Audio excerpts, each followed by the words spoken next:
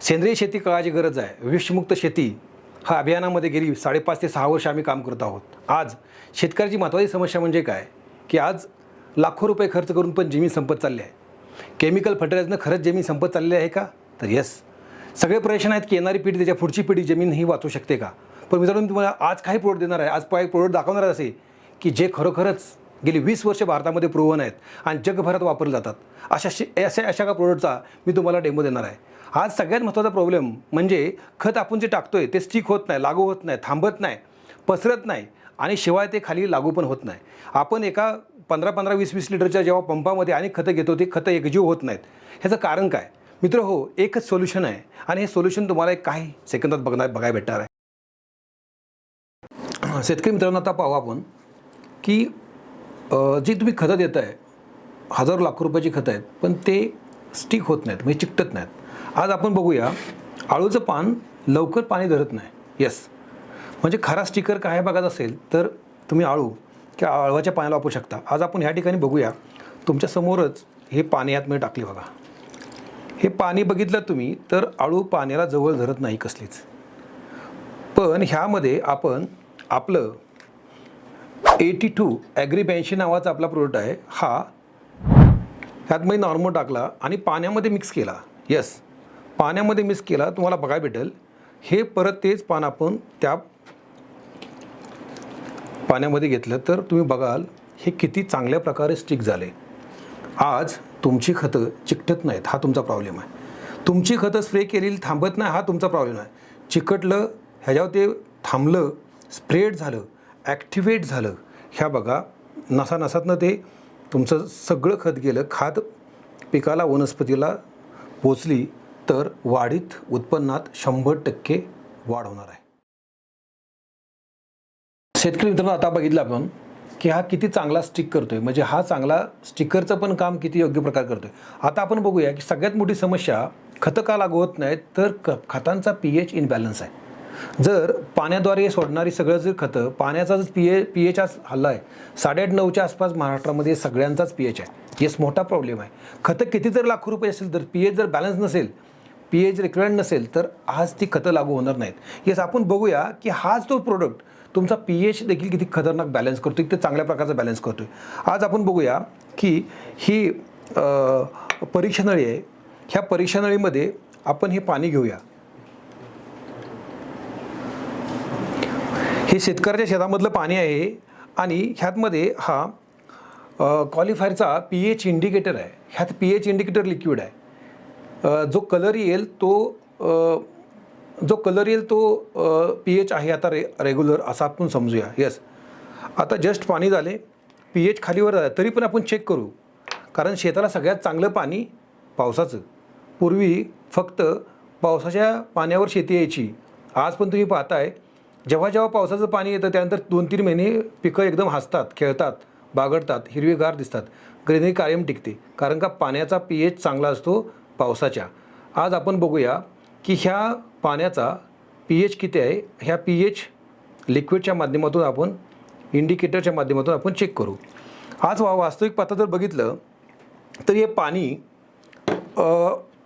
लिक्विडपेक्षा हलका आहे, लिक्विड जड आहे, तरी पण पाणी ऑलरेडी त्याला घेत नाही. आता आपण बघूया, सेक करून बघूया तर ह्याचा कलर कोड कुठचा आला. येस, तुम्ही जर पाहिलं गेलं तर 8.5-9च्या आसपास हा pH आहे.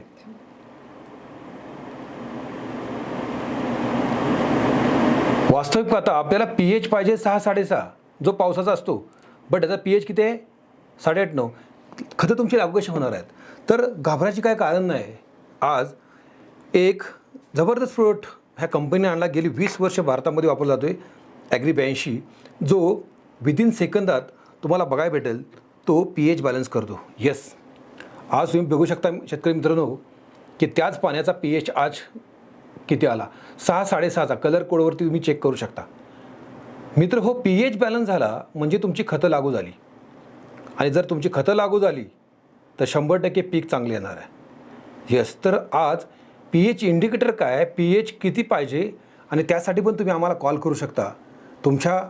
आमची लोकं तुमच्या प्लॉटवरती येऊन चेक करतील की तुमच्या पाण्याचा pH किती आहे.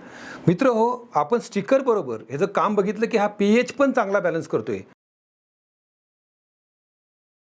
आता खतं एकजीव होत नाहीत. लोकांचा महत्त्वाचा प्रॉब्लेम म्हणजे खतं एकजीव होत नाहीत.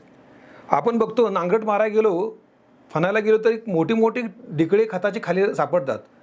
तुम्ही सांगायचे तुम्ही खत टाकताय ते एकवटत नाही किंवा ते पसरलं जात नाही किंवा ते एकजीव खाली होत नाही, हाय असे डिगळे राहतात.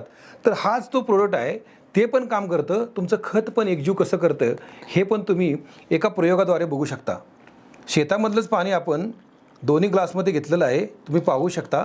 शेतामधलं पाणी आपण दोन्ही ग्लासमध्ये इक्वल फॉर्मेशनमध्ये घेतलेलं आहे, ते पण तुम्ही बघू शकता.